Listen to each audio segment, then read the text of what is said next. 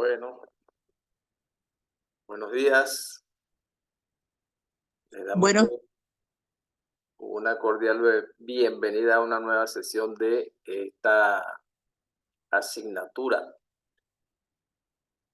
de estadística aplicada para la investigación educativa. Hoy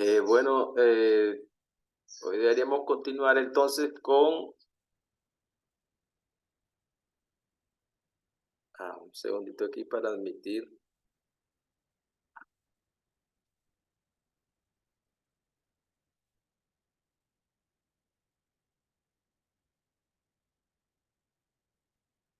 Bueno, entonces, de acuerdo al programa, hoy deberíamos avanzar un poco más con otra área de la asignatura que es análisis estadístico bivariado. Entonces, en el análisis estadístico bivariado, fundamentalmente trabajamos con análisis de correlación y análisis de regresión. Entonces, para hoy es muy importante al menos que podamos quedar claros con el concepto de correlación. El análisis de correlación, digamos, precede al análisis de regresión, ya que dentro del análisis de regresión se utilizan conceptos, indicadores que se explican y que se analizan en el análisis de correlación. Entonces son dos análisis, digamos, complementarios. En el análisis de correlación, fundamentalmente, a ver si esto se mueve.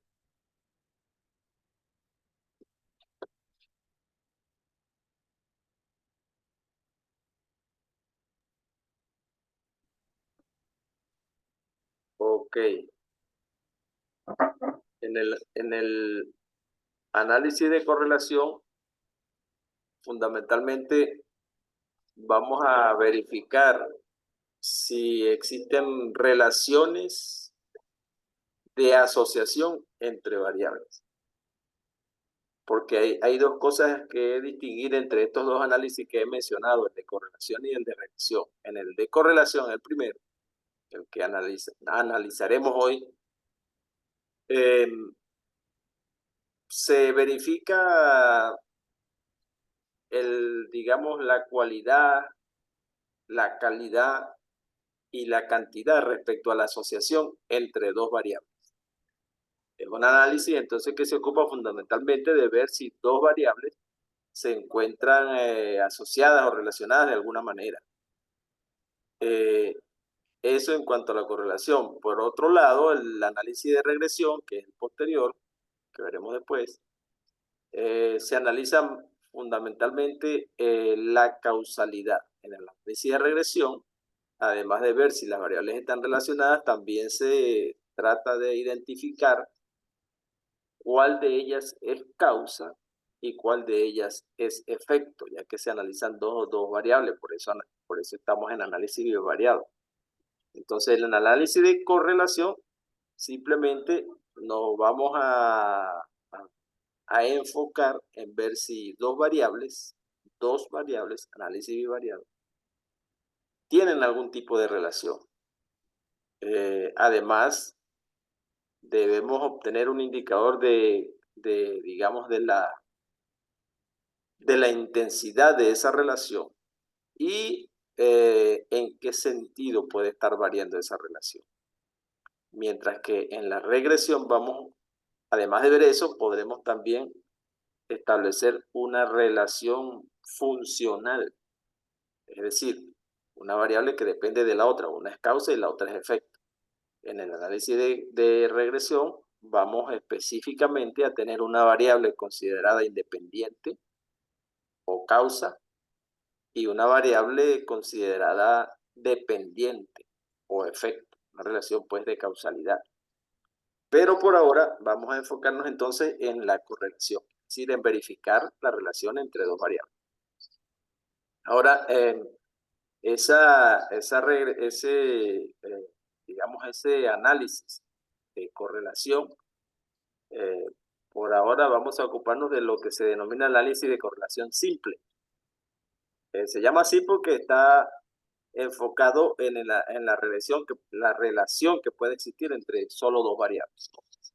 Porque también tendremos, quizás lo veremos al final del programa, que puede haber correlación múltiple, es decir, entre muchas variables, más de dos, se pueden también establecer relaciones de algún tipo, ya sean lineales o de otra naturaleza. Entonces, aquí fundamentalmente vamos a trabajar con correlación simple, es decir, entre dos variables, y una relación que se considera lineal, es decir, la relación que vamos a poder establecer entre dos variables tiene una naturaleza matemática, funcional, y esa relación, desde el punto de vista matemático, puede ser lineal, que es la más común, la que más se estudia, pero también puede ser de otro orden, puede ser que entre las variables se establezca una relación de tipo logarítmica, un tipo de relación exponencial, un tipo de relación cuadrática. Es decir, la naturaleza de la correlación, desde el punto de vista matemático, puede ser simple, cuadrático, logarítmico, etc. Para efectos del análisis del desarrollo de este curso, vamos a enfocarnos fundamentalmente cuando la relación es de tipo lineal. Sin embargo, asomaremos pues una mirada a cuando no es lineal, cuando puede ser cuadrática o puede ser logarítmica o de otra naturaleza matemática. Pero el desarrollo fundamental está sobre la relación de tipo lineal. Algo importante que destacar en la relación entre variables es que las variables pueden estar relacionadas o correlacionadas o pueden no estarlo. Es decir, puede ser que estén correlacionadas o puede ser que no lo estén y que sean independientes. Entonces, hay un principio en estadística que dice que si dos variables son independientes, entonces su correlación no existe, es cero. Si dos variables son independientes, entonces tienen correlación cero. No hay forma de que estén relacionadas de ninguna manera, ni linealmente, ni cuadráticamente, ni logarítmicamente, ni de ningún tipo de relación matemática. Si son independientes, su correlación es cero, no están relacionadas. Pero lo contrario no siempre es cierto. Es decir, si el coeficiente de correlación entre dos variables es cero, eso no implica necesariamente que sean independientes.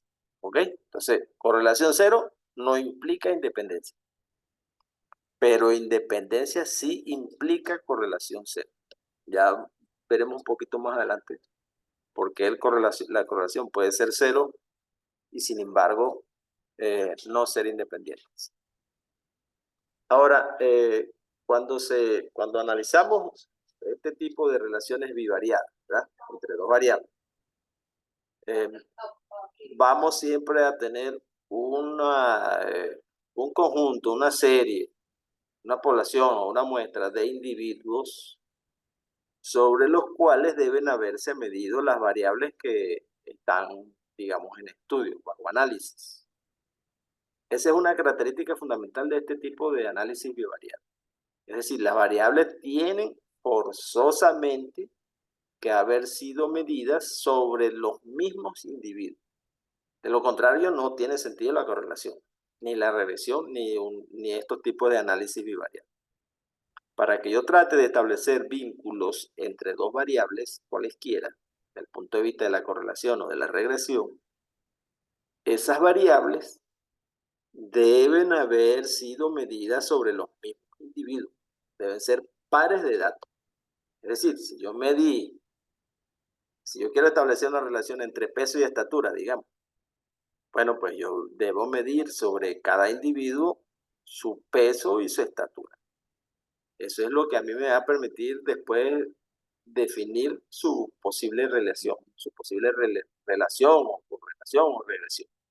De lo contrario, no tiene sentido, porque de lo contrario, lo más probable es que las variables serían independientes, puesto que si te mide una estatura en un individuo y mide el peso en otro, no tienen por qué estar relacionadas. Lo más probable es que sean independientes. No tendría sentido el análisis bivariado. Pero si yo mido sobre un individuo tanto la estatura como su peso, eso sí hay alguna posibilidad de que exista relación. O de acuerdo a los indicadores, me indicarán, valga la redundancia, si no existe también relación. Entonces, como una manera, digamos, de verlo, aquí tengo una tablita que tiene 1, 2, 3, 4, 5, 10 nombres, 10 estudiantes. Y entonces suponemos que se han medido dos variables sobre esos estudiantes. Las horas dedicadas al estudio y el promedio de calificación obtenido en la historia universal. Entonces son 10 estudiantes de un liceo capitalino en octubre de 2020. Nótese el cuadro tiene su título, donde dice de qué se trata, de dónde y de cuándo. Es una de las normas para la presentación de cuadros estadísticos. Bien, entonces, una de esas variables medidas sobre estos 10 estudiantes fue las horas de estudio y la otra la calificación en historia. Entonces, aquí tiene sentido que yo pueda hablar de una asociación entre esas variables, porque las medí, cada variable está medida sobre un mismo individuo, de manera que tengo pares de datos de cada individuo. Por ejemplo, sobre el estudiante José, él dedicó una hora de estudio y en la calificación de historia obtuvo 10 puntos en promedio. La última, la estudiante Rosa, dedicó 5 horas de estudio y en su calificación promedio de historia obtuvo 19 puntos. Así, son así. Mediciones, datos pareados sobre los mismos individuos. Yo no podría relacionar dos variables si han sido medidas sobre individuos diferentes. Eso no tiene sentido, no tiene ningún sentido. Siempre debe ser medida sobre los mismos individuos, o los mismos objetos, o los mismos animales, en fin. Depende de cuál sea el estudio que se esté realizando. Entonces, otra cuestión interesante de ver es que cuando tenemos una agrupación de datos bivariados, es posible graficarlos. Bueno, falta un detalle aquí que a las horas de estudio les hemos puesto, digamos, como para utilizar la nomenclatura de variables, a las horas de estudio le hemos llamado X y a la calificación en historia le hemos llamado Y. Entonces, esos datos yo los puedo llevar a un gráfico cartesiano, donde podríamos en el eje horizontal tener la variable X y en el eje vertical tener la variable Y. Entonces, esto que está presentado ahí, estas cuatro figuras que están presentadas allí, y las que vamos a pasar después de estas, tienen que ver con la manera como los datos pueden presentarse cuando yo los grafico. Es decir, al graficar los datos, estos no son los gráficos de la tabla que tenía antes, estos son unos ejemplos de lo que se me puede presentar. Entonces, si yo estoy, por ejemplo, aquí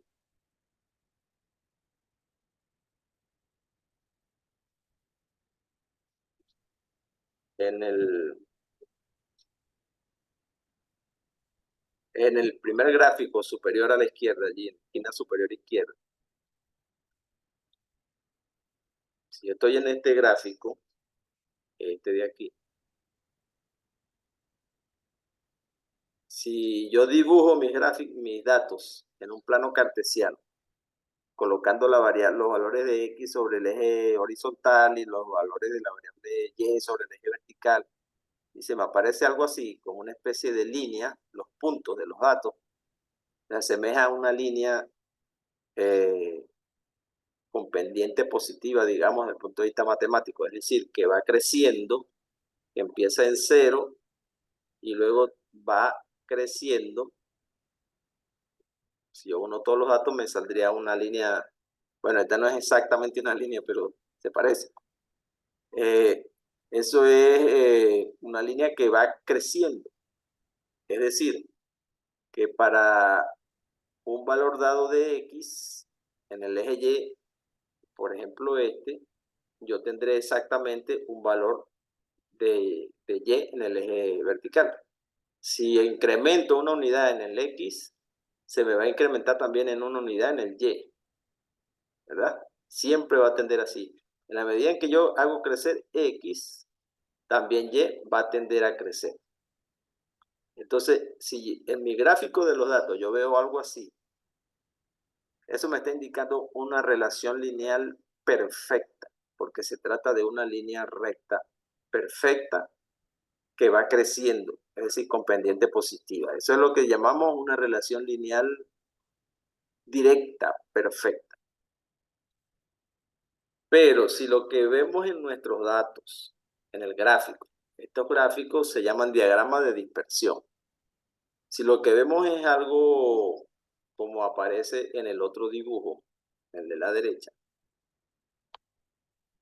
es decir, que la línea en lugar de tender a crecer, tiende a decrecer, a disminuir en la medida cuando yo avanzo en X, fíjense, cuando avanzo en X, los valores de Y disminuyen. Es decir, que estamos en una situación inversa a la que tenía anteriormente. En la medida en que incremento los valores de X, los valores de Y tienden a disminuir. Sin embargo, es una línea recta, pero una línea recta que tiende a decrecer. Digamos, es la situación opuesta a la anterior. Esto me está señalando, ese gráfico, un gráfico como ese me estaría señalando que hay una relación lineal también, pero inversa. Es decir, que cuando yo incremento algún valor de X en una unidad, exactamente Y me va a disminuir también en una unidad. Es decir, sube X, Y disminuye. Sube Y, X disminuye. Es decir, varían de manera inversa. Entonces, eso típicamente es lo que llamamos una relación lineal inversa. O también se le llama relación lineal negativa, porque cuando incremento una variable, la otra disminuye. Y efectivamente hay relación. Pues, si subo una, la otra baja. En el primer caso, si subo una, la otra también subía. O si la disminuía, la otra también disminuía. Es decir, que en el primer caso varían en el mismo sentido. Pero en el segundo caso, varían en sentido opuesto. Entonces, la primera es una relación lineal directa, positiva. La segunda es una relación lineal indirecta, con negativa.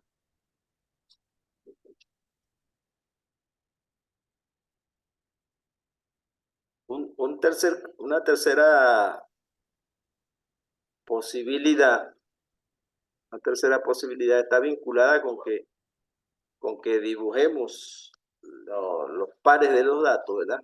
En el eje X, y el gráfico se me parezca a esto.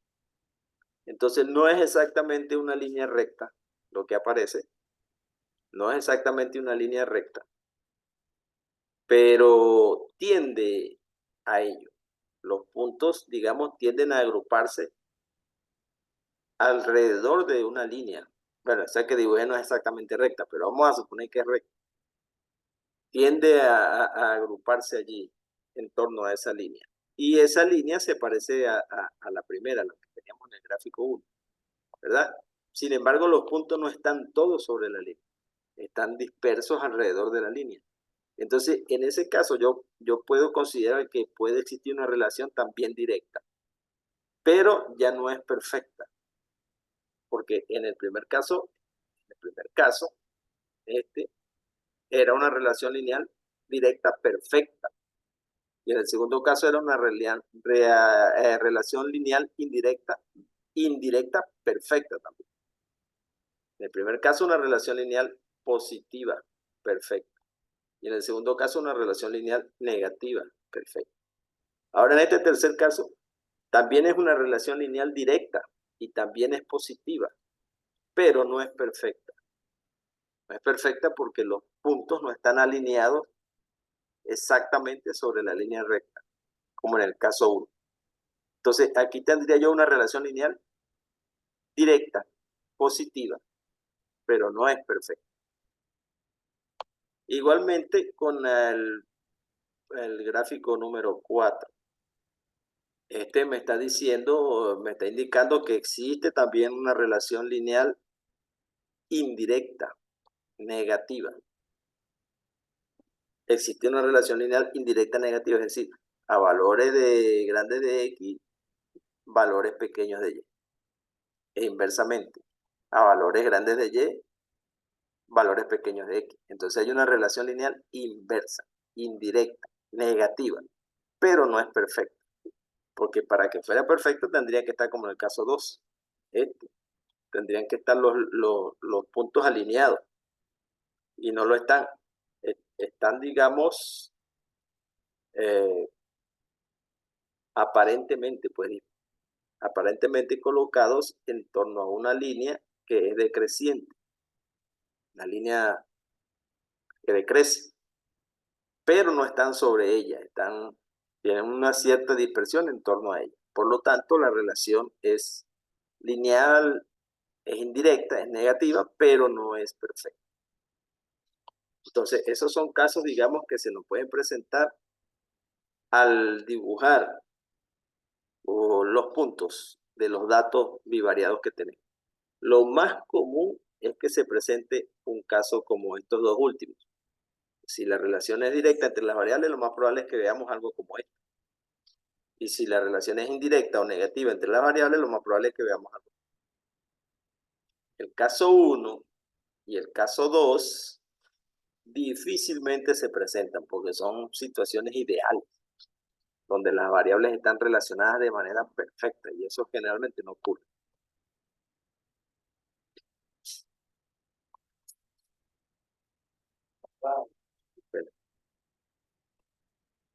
Bien, bien. Otra forma que se nos puede presentar de la nube de puntos o del diagrama de dispersión al dibujar los datos bivariados es un ejemplo como que está en la parte superior izquierda. En este caso, los puntos no están dispuestos en torno a ninguna línea. Están más bien desordenados. Están muy desordenados. No siguen un patrón regular ninguno. Entonces, este es el caso típico en que uno puede sospechar que no existe relación entre las variables, ya que no tienden a establecerse, digamos, en torno a ninguna línea. Esos puntos, si yo quisiera trazar una línea, bueno, podría trazar infinitas líneas y a ninguna de ellas ellos se ajustan, digamos, siguiendo un patrón. Podría tener aquí infinitas líneas para tratar de describir esos puntos. Y ninguna me los describiría como realmente ellos están dispuestos allí. Entonces, ese es un caso, digamos, también extremo, y lo que está indicando un gráfico como ese es que no hay correlación entre las variables. No hay correlación lineal, de tipo lineal. Entonces, si no hay correlación lineal, ese sería un caso, digamos, de donde los datos me mostrarían eso en el gráfico de dispersión. Otros casos en que tampoco hay correlación lineal, pero sí hay correlación de otro tipo, son estos que aparecen allí en los otros tres gráficos. Por ejemplo, el segundo, la relación sería más bien de tipo exponencial, ya que los puntos me reflejan pues una situación de crecimiento exponencial. Las variables se relacionan aquí de manera exponencial. En ese caso, no hay relación lineal tampoco. Si yo pudiera ver los puntos de esa forma, no hay relación lineal, hay una relación exponencial. Pero si lo que veo es como en este otro tercer caso, entonces tampoco hay relación lineal, sino que la relación que tiendo a ver allí es más bien una relación cuadrática, ya que la función matemática que me está tratando de reflejar la nube de puntos tiende a la función cuadrática, es decir, a la parábola. Esa sería una relación típicamente cuadrática. Ajá, Luis. Profe, en el caso que está el primero, allí no hay ningún tipo de relación de nada, o sea, no hay ninguna correlación, ¿no? O sea, no nos dice Exacto. únicamente que hay una correlación lineal, sino que hay ninguna. Ningún tipo de correlación, exacto. Sí, porque de presentarse de acuerdo a otra forma matemática, tendríamos que ver como en el segundo, o el tercer caso, o el cuarto caso. Allí no habría ni lineal ni de ningún tipo, Ok, porque los puntos gracias. no siguen ningún patrón. Ok. Eso es correcto. Em, y finalmente, digamos, lo que lo más, son las formas más comunes que siempre vemos. Ya este último caso sería una especie de relación logarítmica, que los puntos digamos, como que se adaptan a una función de tipo logaritmo. Y esa sería pues una relación ahí más logarítmica. No habría la relación lineal como la pensamos, tampoco cuadrática ni exponencial, sino que sería logarítmica. Y los coeficientes que estamos manejando no nos describirían esa relación. Los coeficientes que vamos a manejar básicamente nos reflejan, son relaciones lineales. Sin embargo, en el análisis de correlación, que es el que viene posterior, sí podemos ajustar modelos a estos tipos de relaciones matemáticas, la exponencial, cuadrática o logarítmica. Desde el punto de vista de la regresión, podríamos hacer un ajuste de modelo, que ya lo veremos después.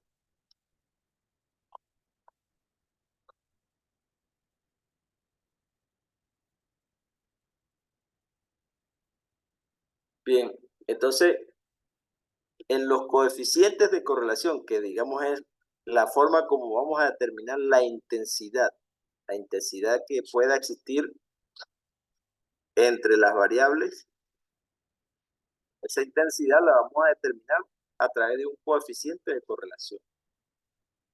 Entonces, el primero que siempre suele estudiarse es el coeficiente de correlación de Pearson. Es un coeficiente que se utiliza cuando las variables ambas son cuantitativas. Las variables deben ser cuantitativas y medidas en escala de razón. Pueden ser discretas o continuas desde el punto de vista del tipo, pero de nivel cuantitativo, de escala de razón y de tipo discretas o continuas. Entonces, el coeficiente de correlación de Pearson está basado mucho en un indicador de covariabilidad que se llama covarianza. La covarianza, que es este indicador que tenemos aquí lo tenemos de dos formas. Dos formas porque en el primer caso lo estamos simbolizando para cuando se refiere a la población. Esa sería la covarianza obtenida en la población de las dos variables que estamos analizando. Fíjense que intervienen dos desvíos, los desvíos de X y los desvíos de Y.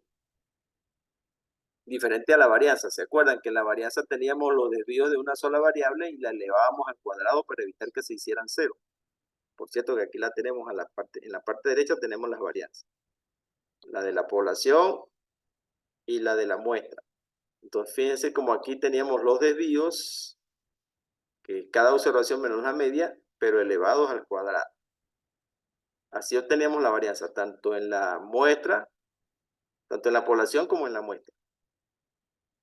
La diferencia es, bueno, que en la población utilizo la n de la población y en la muestra utilizo la n de la muestra. Ajá, entonces en la covarianza es una medida también de variabilidad, pero de variabilidad conjunta, es decir, de dos variables, no de una sola. Por eso se están utilizando los dos desvíos, tanto los desvíos de X como los desvíos de Y. Si estoy en la población, entonces voy siempre a utilizar todos los datos de la población. Por lo tanto, debo dividir entre la n de la población. N de la población. El símbolo, fíjense que es la sigma. La sigma que utilizamos para la varianza y para la desviación, pero tiene una diferencia que involucra las dos variables. Ahí claramente estamos viendo que aparecen dos variables en la ecuación. Y aquí lo vemos que dice de covarianza y de las dos variables, de X y Y. Esa es, digamos, su forma, una forma de escribirlo. Y la forma más sintética, pues, es esta con la sigma y colocar como su índice X y Y. De esa manera se obtiene, digamos, la covarianza, sumando, esto es una suma de productos de los desvíos. En la varianza era una suma de cuadrados de los desvíos. Pero en la covarianza es el producto de los desvíos, el producto de los desvíos de X con el producto de los desvíos de Y. Y si voy a la muestra, simplemente tengo que ver que voy a utilizar los N, los elementos de la muestra. Y la simbología, pues vamos a utilizar la S, que siempre le estamos usando para simbolizar la muestra, pero con su índice, las dos variables que están covariando. ¿Sí? Entonces, esa es, digamos, la manera de obtener la covarianza. Los software la dan rápidamente, pero hay que saber que la covarianza es la variación entre las dos variables. La variación entre las dos variables. Tiene la particularidad de que sí puede ser negativa, porque recuerden que los desvíos, algunos desvíos van a ser negativos. Y el producto de un desvío positivo con un desvío negativo me puede dar origen a un número negativo grande. Por lo tanto, la covarianza puede ser negativa en algún momento. Entonces, pero la covarianza, esta covarianza, está expresada en las unidades, en que tengan las unidades en que se expresan las variables. Sin embargo, Pearson definió un coeficiente que le permitía desprenderse de las unidades de las variables y establecer una medida de la intensidad de la relación entre las dos variables. Y ese es precisamente el coeficiente de correlación de Pearson, que se simboliza con la letra griega ρ cuando estamos en la población y con la letra R cuando estamos en la muestra. Entonces fíjense que para efectos del ρ poblacional, es decir, el coeficiente de correlación poblacional de las dos variables, se trata de un cociente. En el numerador tenemos la covarianza poblacional y en el denominador tenemos la raíz cuadrada del producto de las dos varianzas de las dos variables. Fíjense que la varianza la tenemos aquí, la forma. Esta es la forma para la variable X en la población y aquí la tengo en la muestra. Entonces, ¿cuál es la diferencia entre las dos? En la primera utilizo todas las observaciones de la población y en la segunda utilizo todas las observaciones de la muestra. Pero si yo cambio X, el valor de X, yo lo cambio. Aquí la letra E, la cambio por Y, pues simplemente voy a tener la varianza de Y. En el caso de la población o en el caso de la muestra. Entonces, si yo estoy en el RO poblacional, voy a usar las dos varianzas poblacionales, la de X y la de Y. Y ese producto, le saco la raíz y ese va a ser mi denominador. Esa es, digamos, la definición del RO de la población. Y para definir el RO de la muestra, que no es RO sino R, es decir, el coeficiente de correlación de Pearson de la muestra, es similar. Bueno, creo que esto está a punto de desconectarse.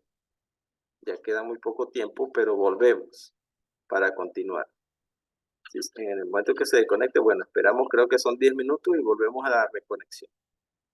Bueno, les decía que en el RO de la muestra es similar. Vamos a utilizar la covarianza de la muestra